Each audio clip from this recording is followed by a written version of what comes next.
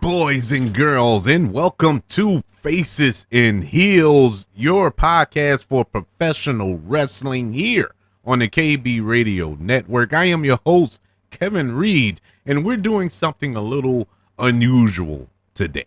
Normally, when I review TV shows or movies, it's on one of the other channels. It's either on a concession stand or Movie Goodness. But since we're talking about probably the most polarizing figure in pro wrestling history, I decided, you know what, we're going to talk about it on Faces and Heels, and we're going to review this documentary about one Vincent Kennedy McMahon Jr. Yes, Mr. McMahon, the documentary series that is currently on Netflix, 6 episodes that dropped over not the weekend. When did it come out? I think on a Wednesday, on the 25th on Netflix. And I watched all 6 episodes in anticipation of learning something new about Vince McMahon, learning a different side that that's different from what we already know. If you are into the wrestling zeitgeist like I am, and I'm assuming you all are if you listen to this show, and watch this documentary series, to be more accurate, you pretty much know everything there is to know about Vince McMahon and the WWE and all of the behind the scenes stuff and this, that, and the third. So it's nothing new, and I was hoping to get something new in this show. So if you was hoping to actually learn anything about Vincent Kennedy McMahon on this Netflix 6-part documentary, Mr. McMahon, there's but one suggestion to offer. Don't waste your time. There's nothing really to learn from this show. I knew every little thing, every episode that came on. They were talking about stuff that everybody knows, even if you're not a hardcore wrestling fan, if you're not a part of the WWE universe, you know everything that they talked about already. They discussed how he purchased the WWF at the time from his father. They discussed how he created these stars, Hulk Hogan and Bret the Hitman Hart, Stone Cold Steve Austin, The Rock, and all these other performers that came through the WWF. We heard about all that. We heard about the Monday Night Wars. Everybody knows about the Monday Night Wars with the WWE and WCW, which was epic. That was an epic time in wrestling. And we didn't need 3 or 4 episodes of that. We knew that already. Mainly everybody who watched this show wanted to hear about the most recent stuff, the most recent allegations levied against this man with the sexual assault indictment that came down on him, and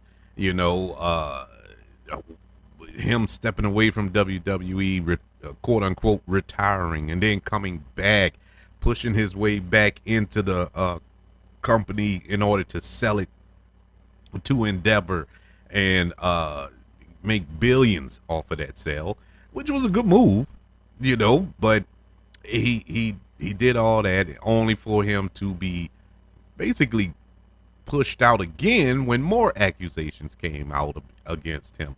And so that's what we wanted to dive into, and that didn't really get explored until the final episode, and that was kind of handled with kid gloves, just to put it plainly. This was a weird show.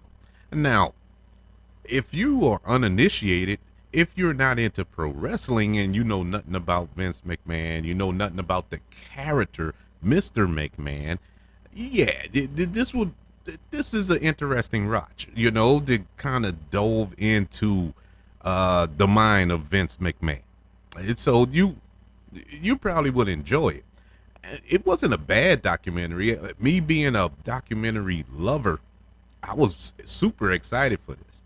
And to say that is on Netflix, which is weird within its own right when you sit back and think about it, because WWE now has this relationship with Netflix because Monday Night Raw is about to start running on Netflix after being on the USA Network since dinosaurs roamed the earth. And so now it's moving over to Netflix, I think, in January. And so they have a working relationship with the WWE now. And for this documentary to come out a few months before was kind of a head scratcher. And initially I was like, oh, they're not going to destroy this man in this documentary because it'll look bad. It'll look bad. It not only look bad for the WWE, but it'll look bad for Netflix because these are the people you're in bed with now, and you not, you know what I'm saying? So it's weird, and so I kind of went into this knowing that this isn't going to be a hit piece, and so when the documentary finally started and we started going through it, I didn't get that hit piece stuff. Now there was a few nuggets sprinkled about the 6 parts that I didn't know. I did learn some new stuff, but at the same time, it wasn't enough for me to say, okay, I'm gonna dedicate 6 hours of my life to. You know, I just felt like it was a waste of time. I felt like I wasted my time. Now I'm gonna list some of the things that I didn't know, and I'm pretty sure that there are those who are deeper in the know than I am who probably knew this was like a matter of fact thing. They already knew about all this, and I was new to the party. But in the documentary, they not only talked to Vince McMahon, you know, which I appreciated that. Well, I want to say this before I get into this. I'm getting ahead of myself here. Let me just say this about Vince McMahon from me. My stance on Vince McMahon. I've been watching wrestling as long as I can remember. I've always been a pro wrestling fan.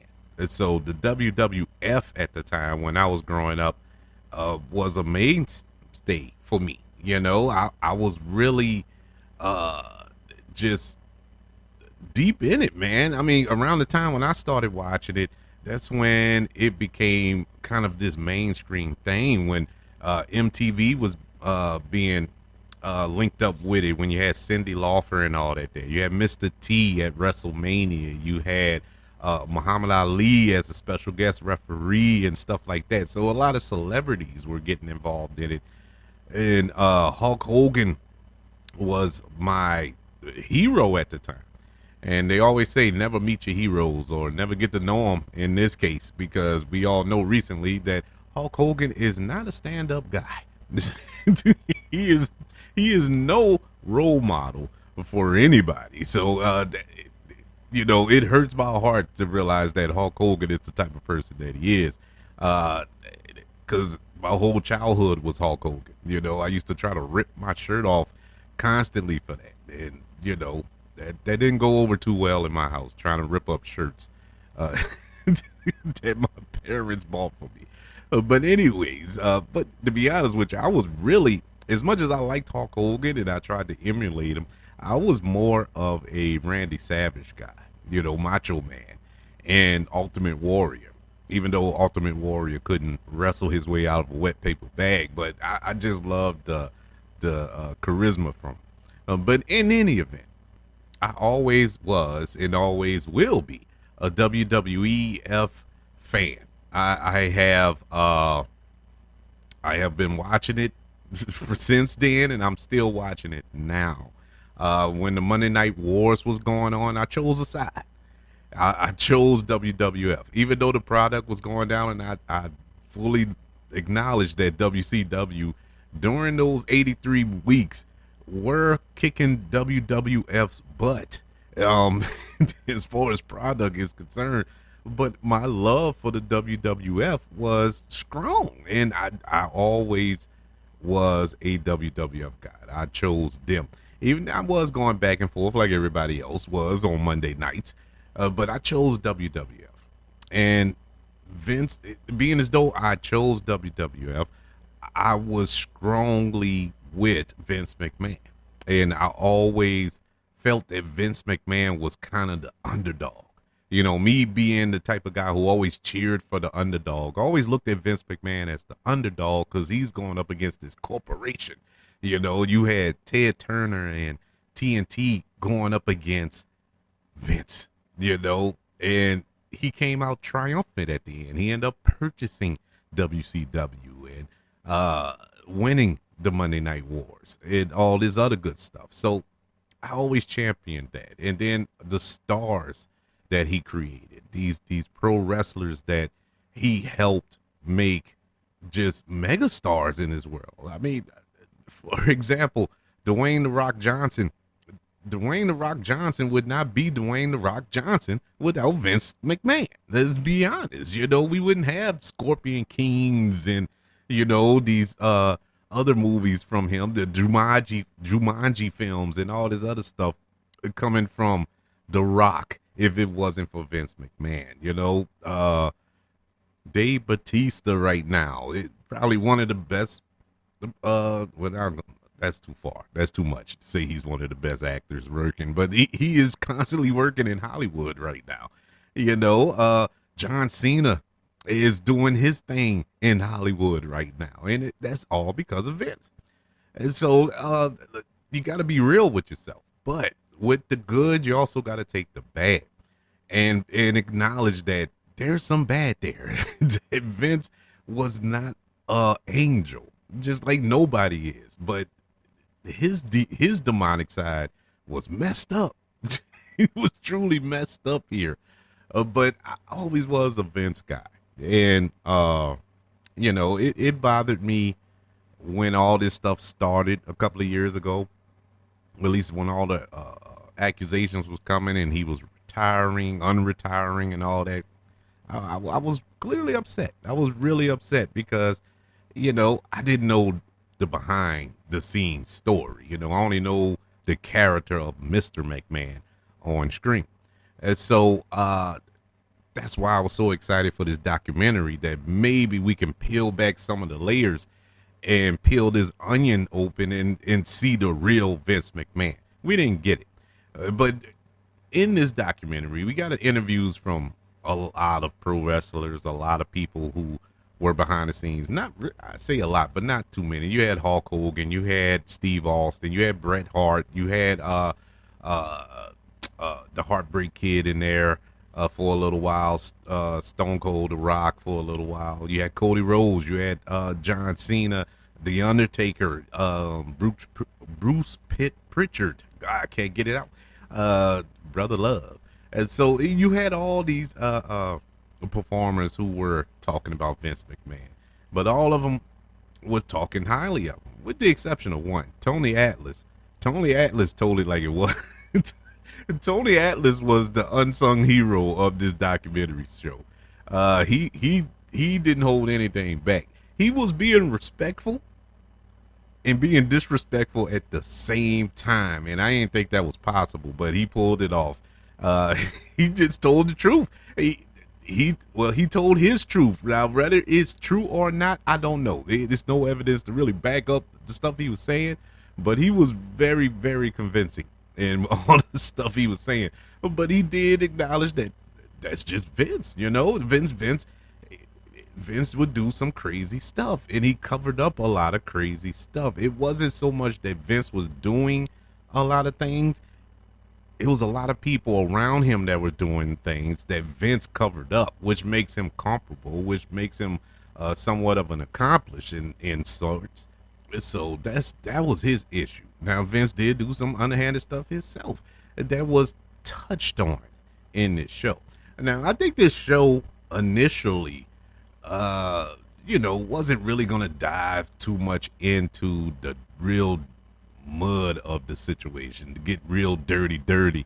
But while they were recording it, while they were taping this documentary, that's when all the accusations came about. And so they kind of had to pivot, and you could tell the show pivoted hard.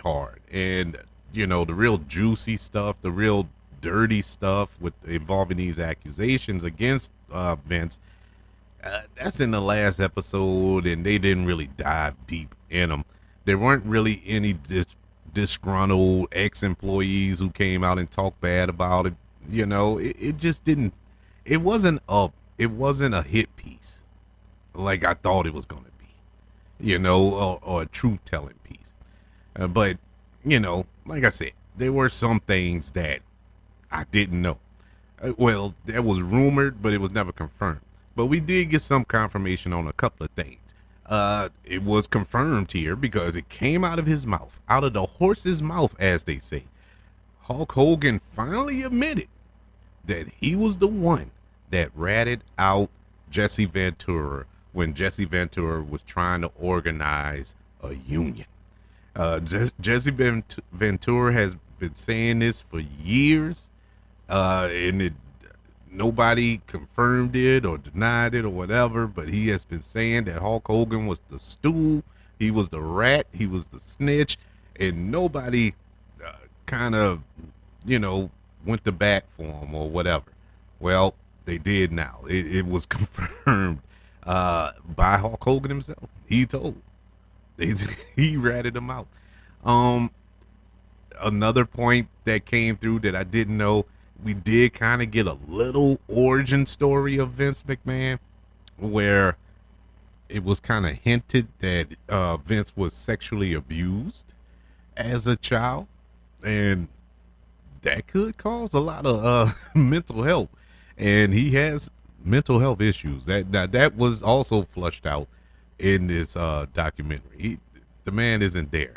You know what I'm saying? Up there, he's fighting for his life as far as a mental health, and he never addressed it. And like a lot of people who never address their mental health, and it's just eating them from the inside out, rotten from the inside out. So, but that was never really addressed any further. They didn't really go into it. It was like mentioned, and that was that.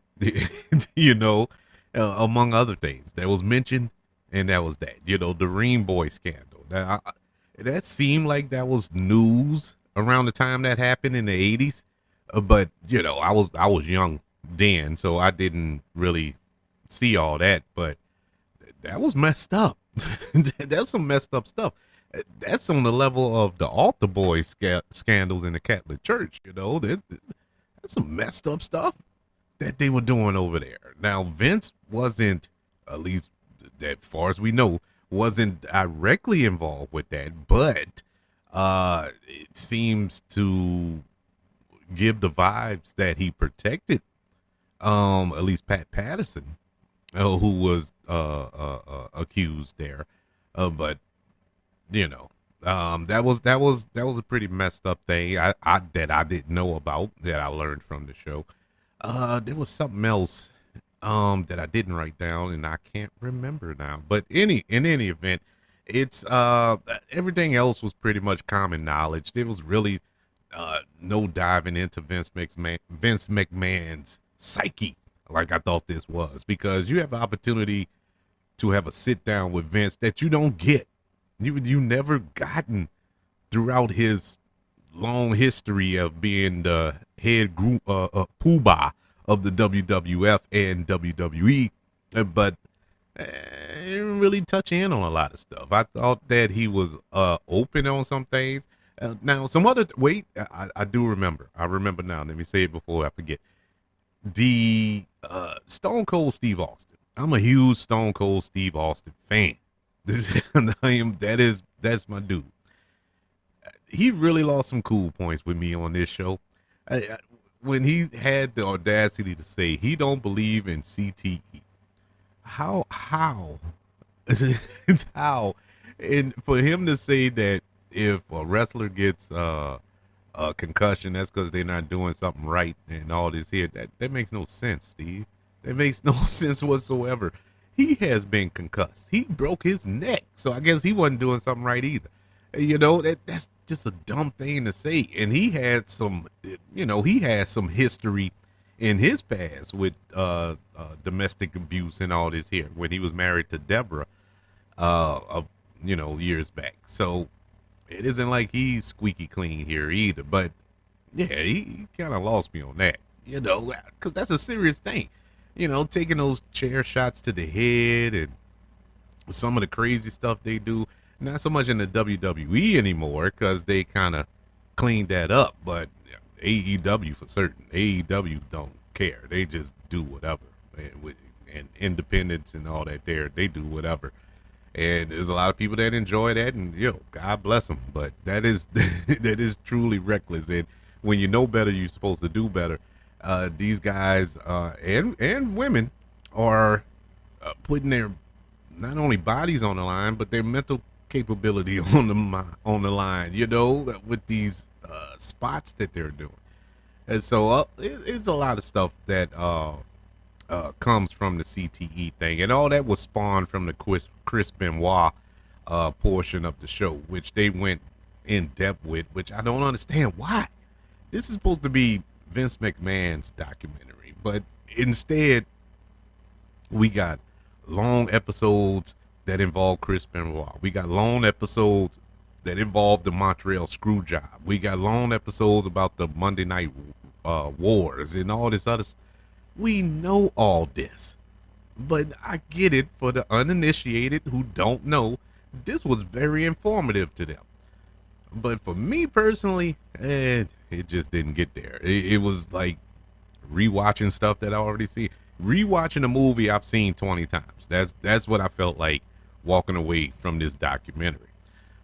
At the end of the day, even after the accusations came out, they still didn't. They nobody really talked about it. They just read off what was all in the report and the indictment, and it's some disturbing stuff. I'm not gonna talk about it here, but it's some disturbing stuff that Vince McMahon did involving Janelle Grant. That was messed up. And if he did it to her, I can only imagine he did it to other women as well. But they didn't really dive into it. We didn't get any insight in that. And so overall, as far as the documentary is concerned, this was not good. This was not informative, and it didn't help in no shape, form, or fashion as far as how you see Vince McMahon, as far as his legacy and his stamp on professional wrestling. If you had a certain view of Vince McMahon going into this documentary series, you're going to have the same view walking out of it. It's the same thing. If you loved him, you're going to love him when he walks out of it. If you hate him, you're still going to hate him when you walk out of it. There's nothing that will kind of make you scratch your head and think about, like, maybe I should have gave this guy another chance. Well, I should look at him differently or whatever. None of that. But it is what it is. But that's just my thoughts on the show. Maybe you watched it and you was informed about all of this. All this stuff, made you look at Vince McMahon differently. I would love to talk to you. Would love to talk to you because this did not move the needle for me. But I would love to know your thoughts on this 6-part documentary currently on Netflix, Mr. McMahon. Did you like it? Did you dislike it? Or do you look at Vince McMahon differently? What do you think Vince McMahon's legacy is? Let me know. Let me know. I would love to know what you think will be on his tombstone the day that he passes on. Email the show, kbradiopodcast@gmail.com. You can also search for the show on all social media platforms. Just search for the KB Radio Network. Also, you can subscribe to the KB Radio Network channel on YouTube and like this video if you don't mind. You can also give me the 5 stars, reviews, and sharing this show if you're listening on Apple Podcasts, Spotify, iHeartRadio, wherever you currently listen to Faces and Heels here on the KB Radio Network. Everybody, thank you for joining me for this review of Mr. McMahon, currently on Netflix. And I will say this before I leave. I will say check it out. watch it. If you haven't watched it, I would say watch it. Even though I wasn't informed from it, I didn't really get anything from it. I would still say watch it. It is some nuggets in there that you probably didn't know, about Vince McMahon. Um, even if you hate him, watch it. Especially if you hate him, because you definitely gonna learn some stuff. Because normally, if you hate somebody, you don't want to know anything about the person and all the behind the scenes stuff and this, that, and the third. And so you might get informed in some stuff. Unfortunately for me, I was the opposite. I actually was a fan of Vince McMahon, and so I followed him professionally. And there was nothing else here for me, but it might be something there for you. So I do recommend you checking out Mr. McMahon if you haven't yet. Everybody, thank you for joining me for this review of Mr. McMahon. Can't wait to speak to you on the next go around when we recap Bad Blood. I think that's next weekend. Coming on Peacock Premium Live event. It ought to be a good one, so be on the lookout for that next weekend after the Premium Live event. Until then, everybody enjoy themselves, be well, and I'll catch you on the next round.